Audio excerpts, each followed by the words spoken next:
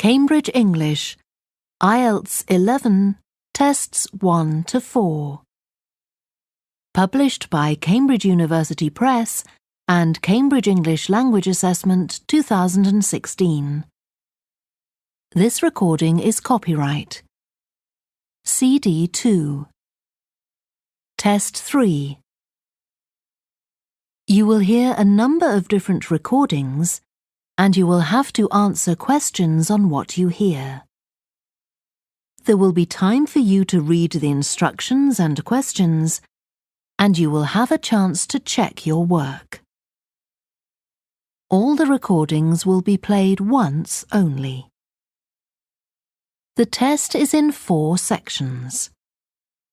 At the end of the test, you will be given 10 minutes to transfer your answers to an answer sheet. Now turn to Section 1. Section 1.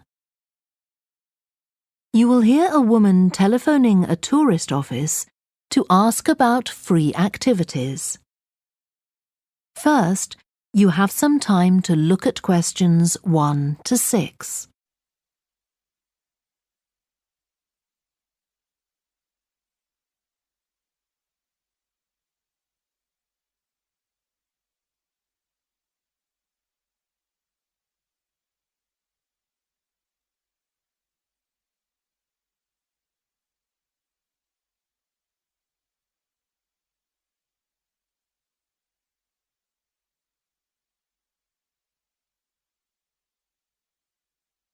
You will see that there is an example that has been done for you. On this occasion only, the conversation relating to this will be played first. Good morning, this is Burnham Tourist Office, Martin speaking. Oh, hello. I saw a poster about free things to do in the area, and it said people should phone you for information. I'm coming to Burnham with my husband and 2 children for a few days on June the 27th, or possibly the 28th, and I'd like some ideas for things to do on the 29th. Yes, of course. The date that the woman wants information about is the 29th of June, so the letter C has been circled. Now we shall begin.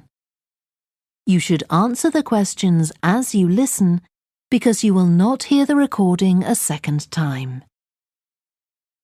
Listen carefully and answer questions 1 to 6. Good morning, this is Burnham Tourist Office, Martin speaking. Oh, hello.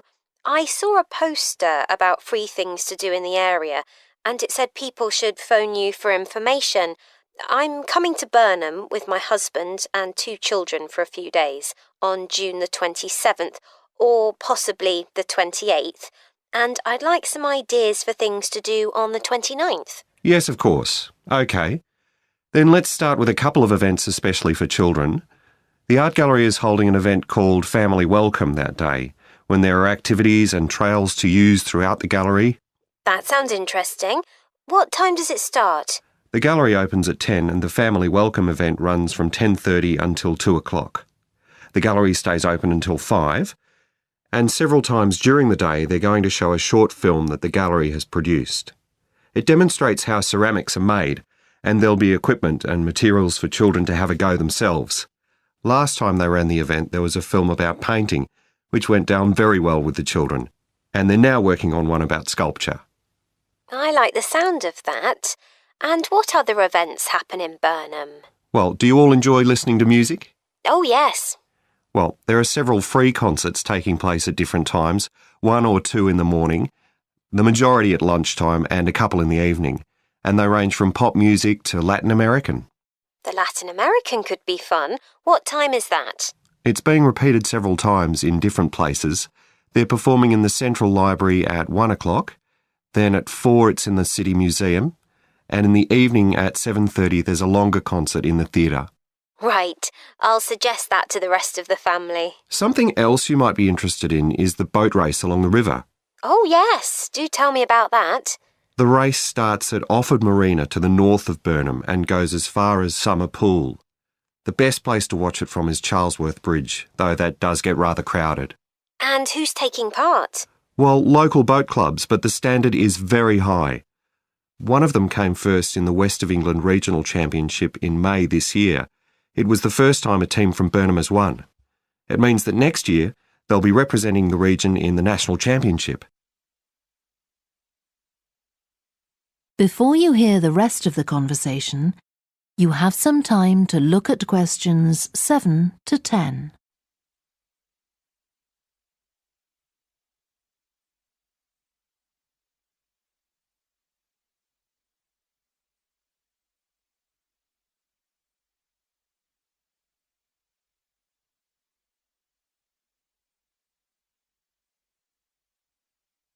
Now listen and answer questions 7 to 10. Now, I've heard something about Paxton Nature Reserve. It's a good place for spotting unusual birds, isn't it? That's right, throughout the year. There is a lake there as well as a river, and they provide a very attractive habitat. So it's a good idea to bring binoculars if you have them. And just at the moment you can see various flowers that are pretty unusual. The soil at Paxton isn't very common. They're looking good right now. Right. My husband will be particularly interested in that. And there's going to be a talk and slideshow about mushrooms, and you'll be able to go out and pick some afterwards and study the different varieties. Uh-huh. And is it possible for children to swim in the river? Yes, part of it has been fenced off to make it safe for children to swim in. It's very shallow and there's a lifeguard on duty whenever it's open. The lake is too deep, so swimming isn't allowed there. OK, we must remember to bring their swimming things in case we go to Paxton. How long does it take to get there by car from Burnham? About 20 minutes, but parking is very limited, so it's usually much easier to go by bus, and it takes about the same time. Right. Well, I'll discuss the options with the rest of the family. Thanks very much for all your help. You're welcome. Goodbye. Bye.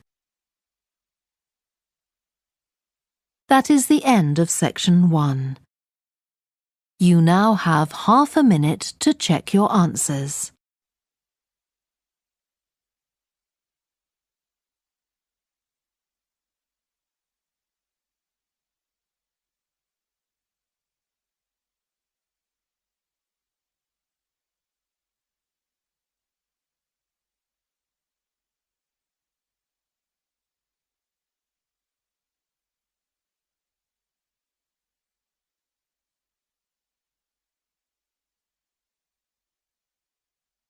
Now turn to section 2. Section 2. You will hear a talk given by a woman called Shona Ferguson about changes in a town called Barford. First, you have some time to look at questions 11 to 15.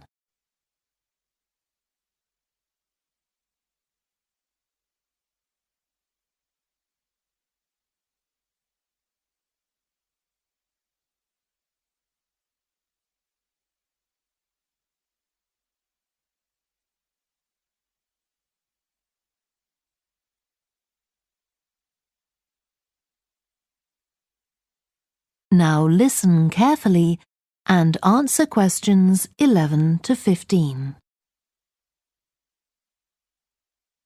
First of all, let me thank you all for coming to this public meeting to discuss the future of our town. Our first speaker is Shona Ferguson from Barford Town Council. Shona. Thank you. First, I'll briefly give you some background information. Then I'll be asking you for your comments on developments in the town. Well, as you don't need me to tell you, Barford has changed a great deal in the last 50 years. These are some of the main changes. 50 years ago, buses linked virtually every part of the town and the neighbouring towns and villages.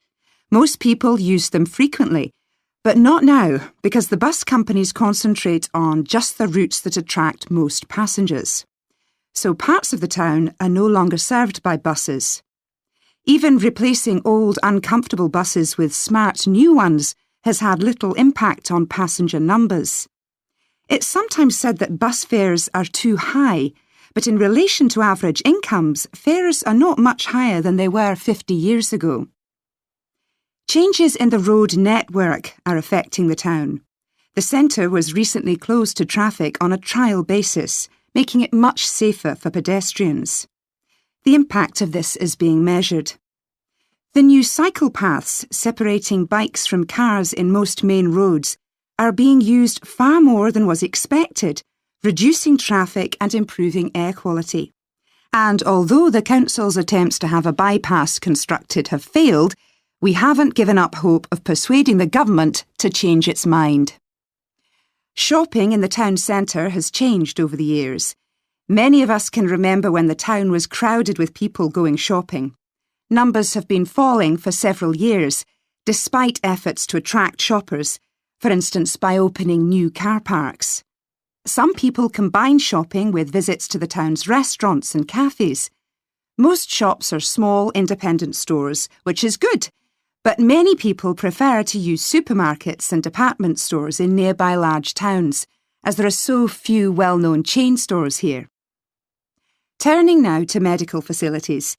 The town is served by family doctors in several medical practices, fewer than 50 years ago, but each catering for far more patients. Our hospital closed 15 years ago, which means journeys to other towns are unavoidable. On the other hand, there are more dentists than there used to be. Employment patterns have changed along with almost everything else. The number of schools and colleges has increased, making that the main employment sector. Services such as website design and accountancy have grown in importance, and surprisingly perhaps, manufacturing hasn't seen the decline that has affected it in other parts of the country. Before you hear the rest of the talk, you have some time to look at questions 16 to 20.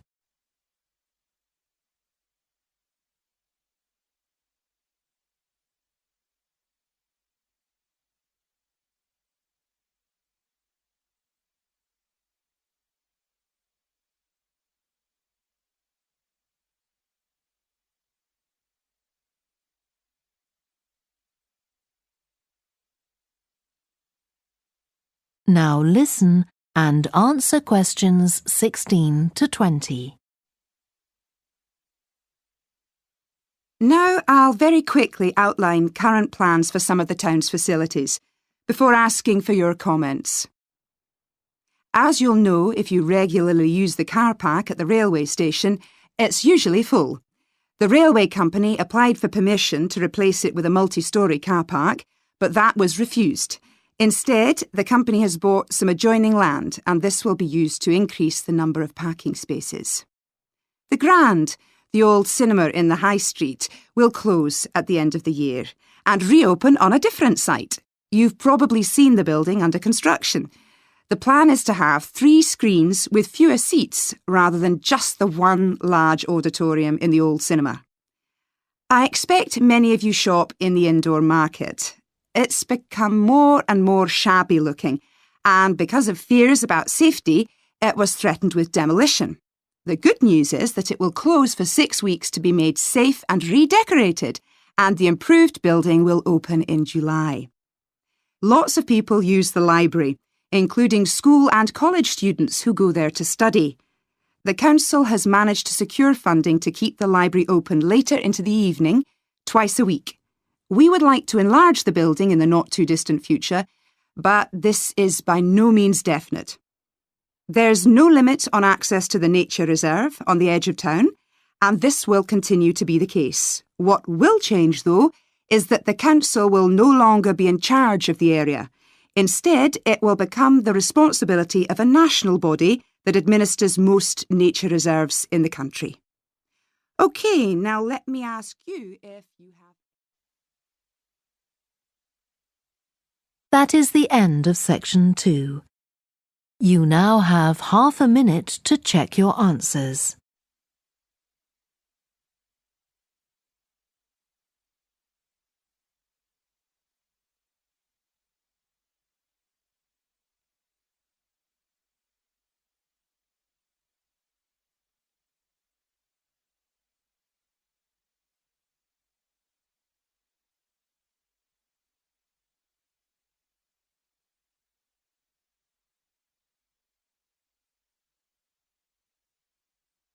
Now turn to section 3. Section 3.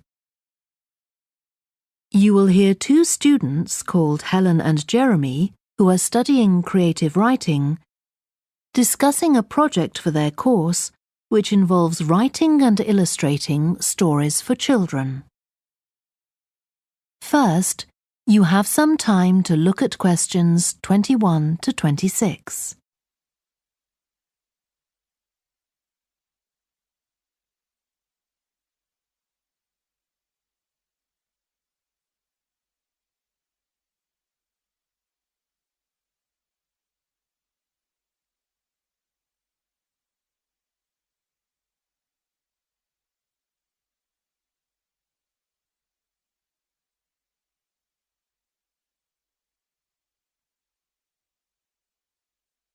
Now listen carefully and answer questions 21 to 26. Hello, Helen. Sorry I'm late. Hi, Jeremy, no problem. Well, we'd better work out where we are on our project, I suppose. Yeah, I've looked at the drawings you've done for my story, The Forest, and I think they're brilliant. They really create the atmosphere I had in mind when I was writing it. Oh, I'm glad you like them. There are just a few suggestions I'd like to make. Go ahead. Now, I'm not sure about the drawing of the cave. It's got trees all around it, which is great, but the drawing's a bit too static, isn't it? I think it needs some action. Yes, there's nothing happening. Perhaps I should add the boy, Malcolm, isn't it? He would be walking up to it. Yes, let's have Malcolm in the drawing. And what about putting in a tiger? The one that he makes friends with a bit later. Maybe it could be sitting under a tree, washing itself. And the tiger stops in the middle of what it's doing when it sees Malcolm walking past. That's a good idea. OK, I'll have a go at that. Then there's the drawing of the crowd of men and women dancing. They're just outside the forest, and there's a lot going on. That's right. You wanted them to be watching a carnival procession, but I thought it would be too crowded. Do you think it works like this? Yes, I like what you've done. The only thing is, could you add Malcolm to it without changing what's already there? What about having him sitting on the tree trunk on the right of the picture? Yes, that would be fine. And do you want him watching the other people? No, he's been left out of all the fun, so I'd like him to be crying. That'll contrast nicely with the next picture where he's laughing at the clowns in the carnival. Right, I'll do that. And then the drawing of the people ice skating in the forest. I wasn't too happy with that one. Because they're supposed to be skating on grass, aren't they? That's right, and it's frozen over. At the moment, it doesn't look quite right. I see what you mean. I'll have another go at that. And I like the wool hats they're wearing. Maybe you could give each of them a scarf as well? Yeah, that's easy enough. They can be streaming out behind the people to suggest they're skating really fast. Great. Well, that's all on the drawings. Right. So you finish writing your story and I just need to finish illustrating it, and my story and your drawings are done. Before you hear the rest of the discussion, you have some time to look at questions 27 to 30.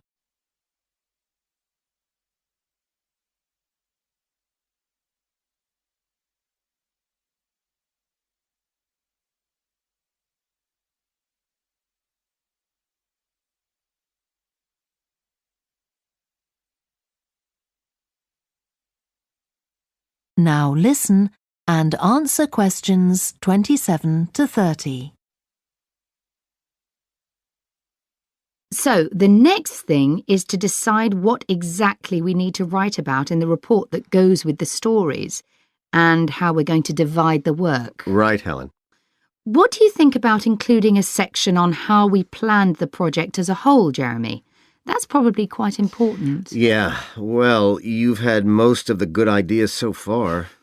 How do you feel about drafting something? Then we can go through it together and discuss it. OK, that seems reasonable.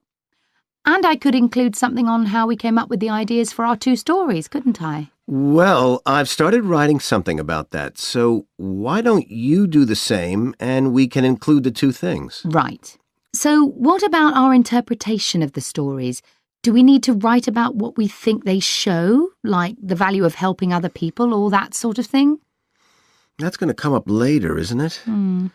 I think everyone in the class is going to read each other's stories and come up with their own interpretations, which we're going to discuss. Oh, I missed that. So it isn't going to be part of the report at all? No. But we need to write about the illustrations because they're an essential element of children's experience of reading the stories. It's probably easiest for you to write that section, as you know more about drawing than I do. Maybe, but I find it quite hard to write about. I'd be happier if you did it. Okay. So when do you think we can get this ready? That is the end of section 3. You now have half a minute to check your answers.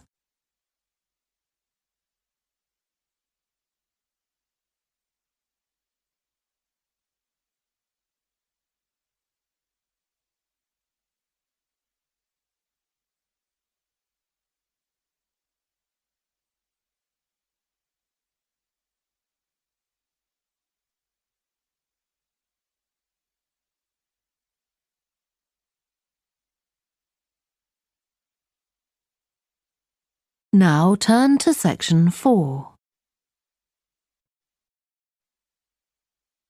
Section 4. You will hear part of a lecture to business students about the use of one particular type of research known as ethnography. First, you have some time to look at questions 31 to 40.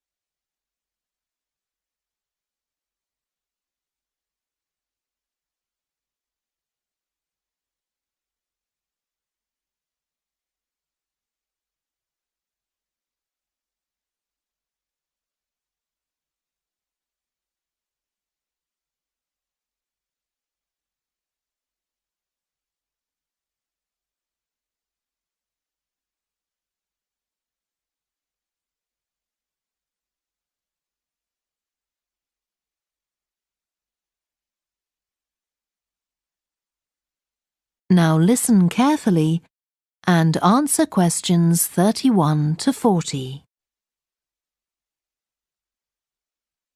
So, what I'm going to talk about to you today is something called ethnography. This is a type of research aimed at exploring the way human cultures work. It was first developed for use in anthropology, and it's also been used in sociology and communication studies.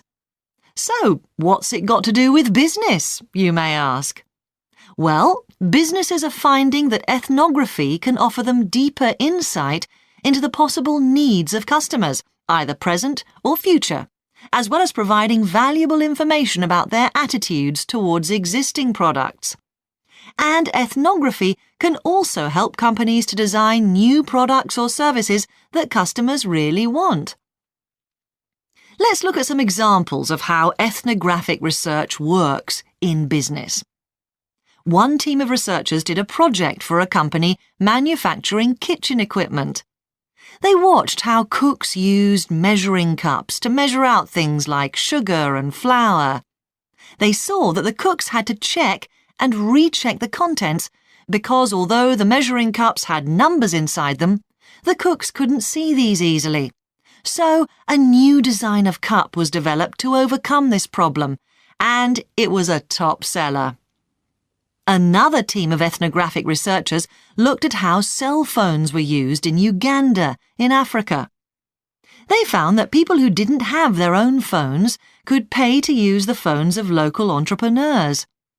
Because these customers paid in advance for their calls, they were eager to know how much time they'd spent on the call so far. So the phone company designed phones for use globally with this added feature.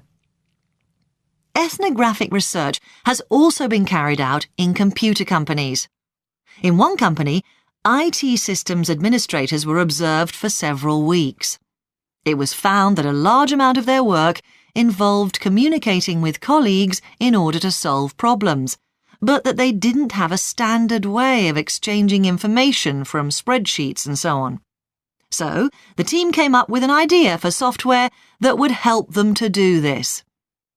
In another piece of research, a team observed and talked to nurses working in hospitals. This led to the recognition that the nurses needed to access the computer records of their patients no matter where they were. This led to the development of a portable computer tablet that allowed the nurses to check records in locations throughout the hospital.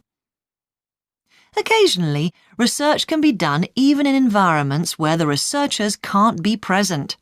For example, in one project done for an airline, respondents used their smartphones to record information during airline trips, in a study aiming at tracking the emotions of passengers during a flight.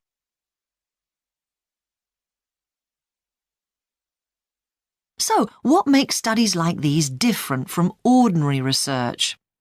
Let's look at some of the general principles behind ethnographic research in business. First of all, the researcher has to be completely open-minded. He or she hasn't thought up a hypothesis to be tested, as is the case in other types of research. Instead, they wait for the participants in the research to inform them.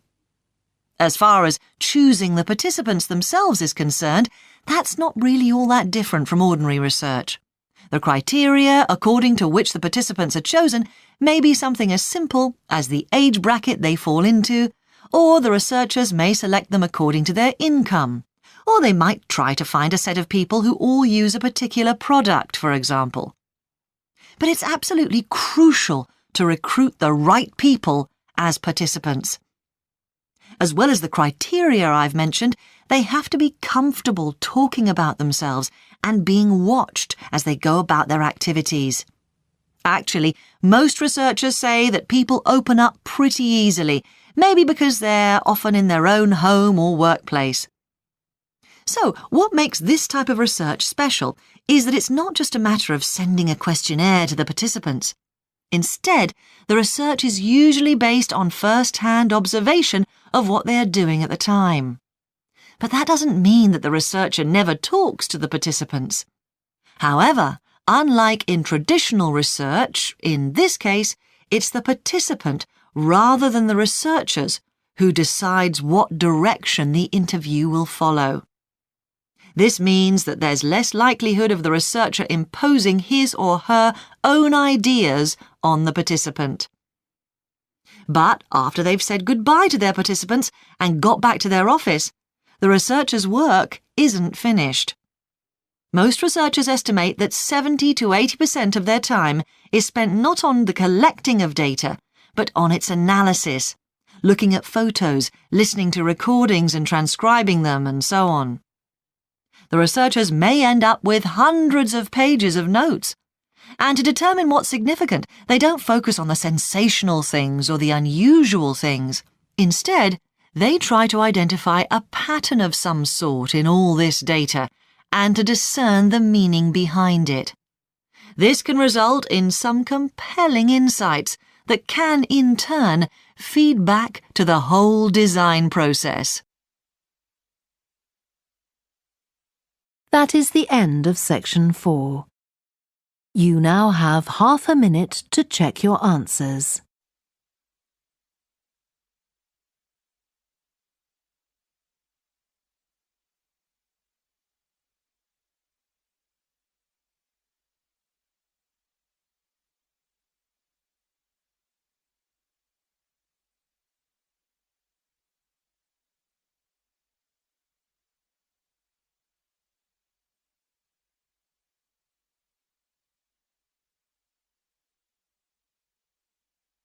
That is the end of the listening test. You now have 10 minutes to transfer your answers to the answer sheet. Please stop writing and wait for your question booklet to be collected.